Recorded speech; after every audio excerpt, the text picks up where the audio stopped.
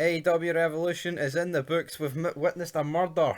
Ah, fuck me, that was a massacre, man. That was, the IRA would have been proud of those explosions. Holy shit.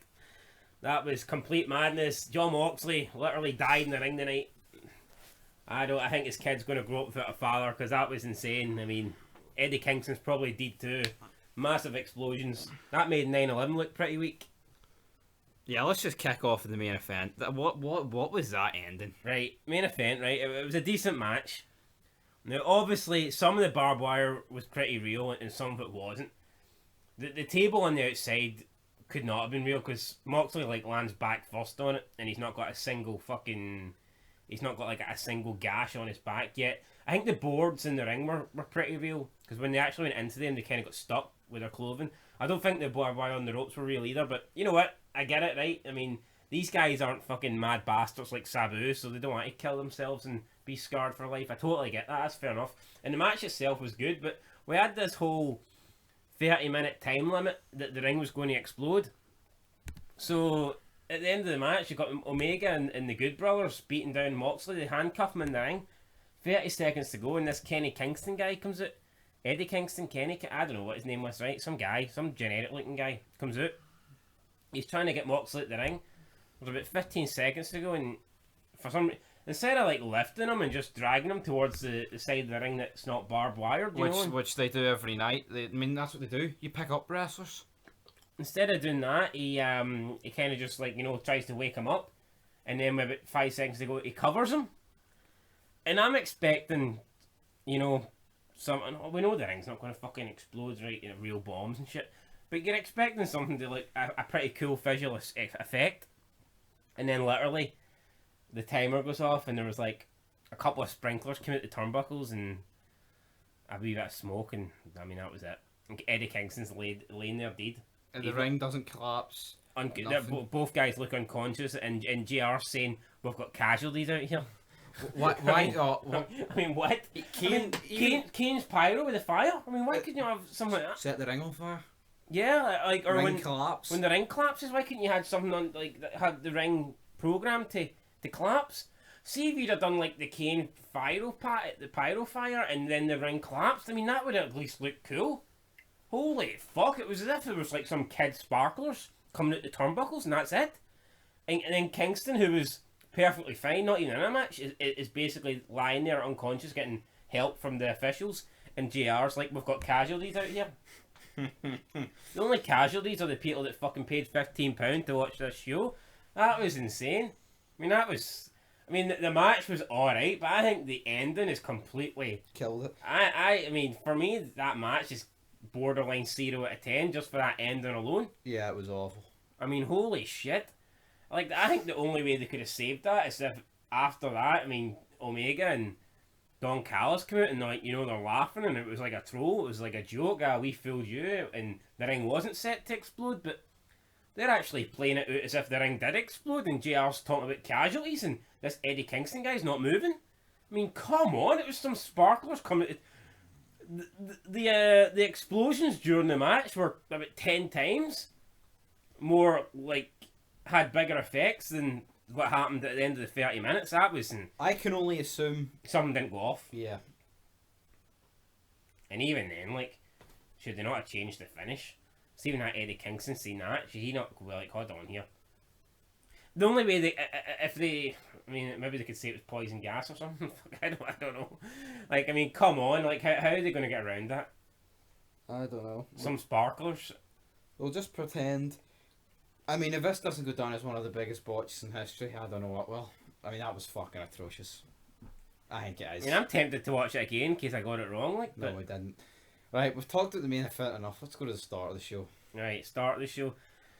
Tag team match, Jericho and MJF versus Young Bucks. And awful. The Young Bucks, they've never had a good match, and I don't think they ever will. I mean, this was garbage. No selling. Spot I mean, fest. seeing you're doing suicide dives 20 seconds into a match, and they're not Benoit suicide dives.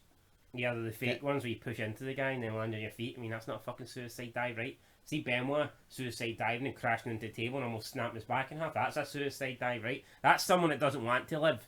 These Young Bucks are posers. These are emo bucks that, would fucking post song lyrics and pretend they want to die. Benoit's the kind of guy that just gets the rope and kills himself, right? Gets That's the a job. suicide dive. What these guys do, these These are like poser dives, right? These are pretend like attention seeking dives. That's what I'm going to call. See anyone that does these type of suicide dives from now on, it's getting renamed the attention seeking dive because there's nothing suicide about it. Young Bucks win.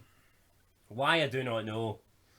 And Jericho's been treated like a jobber, like he has been since he lost the title. But we move on to the 2017 Battle Royal that just didn't want to end. I think the first team eliminated was Billy Gunn's kids. The fact that they're Billy Gunn's kids means they should have probably got right to the end, but that didn't happen. And then towards the end, I noticed Ray Phoenix and what's the other guy called? Neville. Pac. Tupac. Were still in it. And at this stage, I just knew that team were winning because you could just... Winner gets a shot at the Young Bucks. And you just knew that that team were winning because the Luchasaurus weren't winning because, that big guy's a 6'6" guy. He can't deal with these flips. But if they do Pac and Phoenix versus the Young Bucks, well, it's four guys that can dive about the ring, and do all these fake looking fucking gymnastic moves. So I mean, it was obvious who was winning this match, right? I mean, I called it a mile away. So that's what and they did win. So Yep. Next up, we have the women's title match. This was awful. Two Japanese people that can't speak English. Why do we care about any of these? Why did this match go so fucking long? Dave Meltzer sitting in his basement loving this. Yeah, I mean, it was garbage. It was garbage, and it went far too fucking long, like really long. I don't even know who won, so we'll just move on. The champion retained. Nah, well, I don't know who Then that at is. the end, I mean, Vicky Guerrero come out with This was the awful. trans man and the transit fan, and I think she's beating up the fat one, the old one. And then the champion who does not like is on a right, who they don't like each other, but she tries to help her out. Then a bunch of jobbers run out for the back and they beat down, so it's like 5 heels that beat up the 2 faces. And then this Thunder Rosa runs out, and legit, the 5 heel women exit the ring. I mean, this isn't Undertaker coming out. It's just some like small looking woman. Who was probably the smallest out there. You tell me the 5's couldn't have took her? I mean, come on. Vicky Guerrero could have battered her. I mean, how can one person run out and make the save? I mean, this would be like Nation of Domination, like just beating up a normal tag team, and they've got the numbers advantage, and then like Taka Michinoku runs it on his own, and I know. the Nation flee the ring for Taka Michinoku. I mean, just wouldn't have happened. Looks stupid. Next up, though, we have Miro and whoever he was with against 2 jobbers. Miro attacked. Orange Cassidy got attacked backstage for about 10 seconds and then sold this for about 5 minutes straight. Then came out and was crawling to the ring and then couldn't get to the ring and he's lying flat on his back on the stage. But then he gets tagged in, he's running about and jumping and doing all these flips and shit. So 1 minute you're totally fucked, you cannot move. Next minute you're doing all these jumps and flips. I mean, so you know what I mean? Like, you sell a stupid backstage beating for about 5 minutes, but you're kicking at each other's finishers in less than 3 seconds. Where's the logic in that? None. Garbage. In AEW, you're trying to make it as if Rusev was booked horribly in WWE. I mean, how? Guy came out to WrestleMania in a fucking tank against Cena in a United States, a USA versus Russia, fucking a country versus country match, and he'll never get anywhere near that in AEW. Nope, he won't, guys. Then the Cowboy beat Big Money Matt. Why? This was he hits him Curry with Boy. no the fucking Big Money. Alright, Big Money. The Cowboy, The Cowboy. not the Right. Curry Man. Fucking oh no, Christopher Daniels pish. All you need to know, Come on. Matt Hardy hits the side effect, then Twist of Fate. No, I mean and signature straight into his finisher. he still kicks it. It's fucking ridiculous. If anyone likes this type of wrestling, fuck off. He loses the press and we move on. And it's not even like he hit the finisher and it took him a couple of seconds to go into the cover. No, he pinned him straight away. He legit hit his signature, transitioned it straight into his finisher, then went straight for the cover. I mean, how that does not end it, I do not know. Right, next up we have a ladder match. This went on 20 minutes too long. I don't know who even won it. Scorpio Sky. But, well, fuck Scorpio Sky. Should the heel not be getting the face's money? Yeah, I know.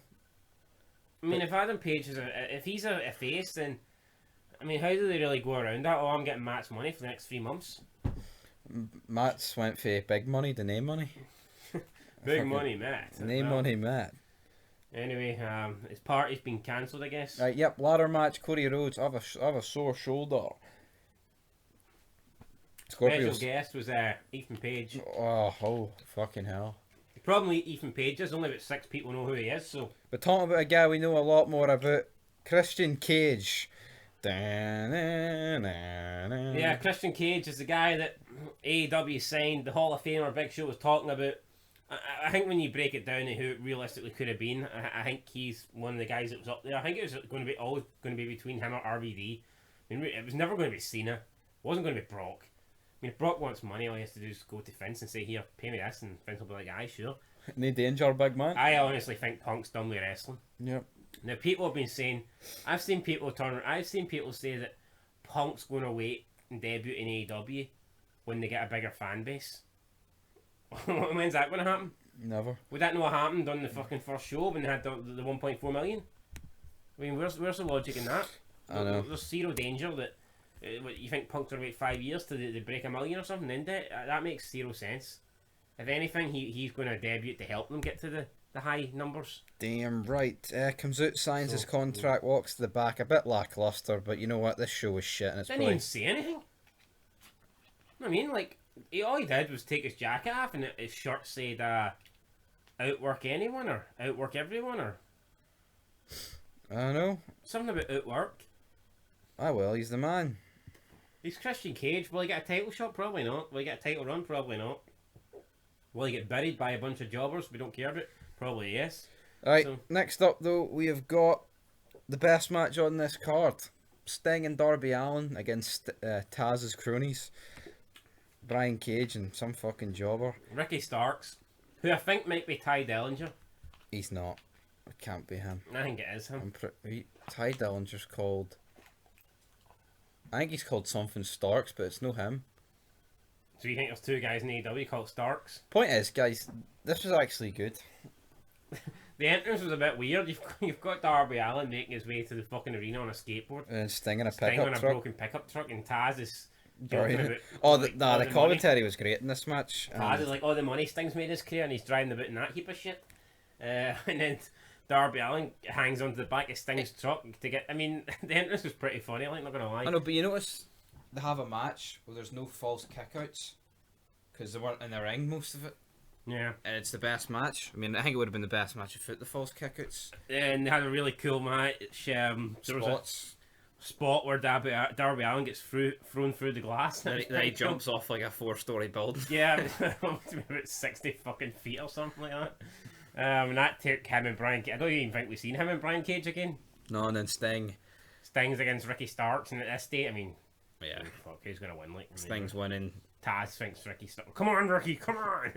Ricky hits a spear on Sting. Sting, no sells it. Fucking Ricky Starks about to go for the powerbomb, and Sting hits a sunset flip like a Rey Mysterio in his prime.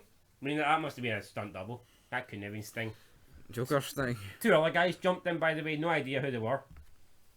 Some guy called Hawk, who was built like a 12-year-old, so, I mean... Yep, but definitely match of the night, guys. And then the main event, like we've already talked about, fucking disaster. I mean, if it wasn't for the ending, I'd say the main event was good. But, I mean, that ending was just pathetic. And to me, that ruins anything that happened there. I mean, it was embarrassing. It borderline embarrassing. I say borderline embarrassing, it was full Like, embarrassing. yeah, the main event was alright, It was bar cross the the line ending, but embarrassing. there was still a lot of false kickouts I didn't like. You know? Good amount of blood, though. But nah, the ending was awful. Here the thing. See when you do a big move in a match like this, you don't have to go straight for the cover. You can just sell the fact that you're injured, They don't. and in that way you're not getting false kickouts. I know. Why is it every time there's a big move they need to go for the cover? Well, because that's the way we do it, man. See that Tommy Dreamer in Funk versus Edge and Foley match? I can barely think any kickouts. I know. There wasn't that many. Much better match than this one, though. And, yeah. First AEW pay-per-view I've bought and watched in full. You sure it's the first one you bought? Yeah, I'm buying it. Oh, okay. Well, what rating you giving it? I'll give it a 1.5. That ending was fucking. You know what? Without that ending, I could have given it like a 4 or something. But nah, I'll give it a 1.5. Christian debuted in the Sting match, gets a 1. Everything else was garbage. It really was. It really was. Well, I like the commentary. JR had a sore throat though, which was kind of disappointing. I think a 1.5's harsh. No, the ending. No, like take away the ending, 4 or 5 maybe, but no, the ending. And no, the comment. JR saying there's casualties. I could roll it and fall out my bed, and there'd be more chance of a casualty than that. It's not like you're in a top bunk bed, like, you know what I mean? JR has witnessed Mick Foley fall off a fucking 25-foot cage. Yeah, a couple of sprinklers coming out the top turnbuckles. Austin get run over. Brian Pillman pull a gun on Austin. Didn't even say there was a casualty then. Dross got fucking paralysed. Fucking watched Owen Hart literally fucking be a casualty. Fucking Owen Hart falls through the ceiling, literal casualty, and he says there's casualties in the ring because a sprinkler came out the top turnbuckle. It wasn't even a fucking Kane pyro fire shoot. It was like, Jesus Christ. I mean, come on. It was embarrassing. I need to go and watch that again because I'm thinking my eyes deceived me. I think we must have got the wrong feed or something. I think we've been trolled. There's no way that ending was that bad. Couldn't have been. Anyway, what are you giving it? Hurry up, man. Come on, the ending was really bad. It really was. What did I give Elimination Chamber? A 0. I gave it a 0. I'll give us a 2. Right, so if we're rounding up a 1.75, guys, we'll be back with Raw tomorrow. The reason I'm giving it a 2 is, I mean, apart from the 2 main matches, everything was awful. And I love Jericho, and I actually think MJF's alright. Like, but that opening match was pish. It was I mean, fucking... His entrance was good, I'll give him that. I mean, it's hard. I think it's hard to have a bad ladder match, but that ladder match was so bad and uneventful. I mean, although I say it's bad, I mean, when's the last good ladder match? Let's be real. See, ever since they brought out the Money in the Bank pay-per-view, I mean, have we had a good ladder match? Nope, and that's a goddamn problem. Dun-dun-dun. See, do you think we'll ever have another one-on-one ladder match? Probably want a TLC or something. I don't think these people are good enough to have a one-on-one ladder match. No. Do you actually need to be a good worker to have a one-on-one ladder match? Miz and Dolph Ziggler had one. That was about 5 years ago. That wasn't too bad. But anyway, we're going off topic. We'll see you for Raw. Big Bobby's on Raw. The new champion. Who will he face? Drew McIntyre, The Miz, or the returning Brock Lesnar? Tune in to find out. But until then, peace.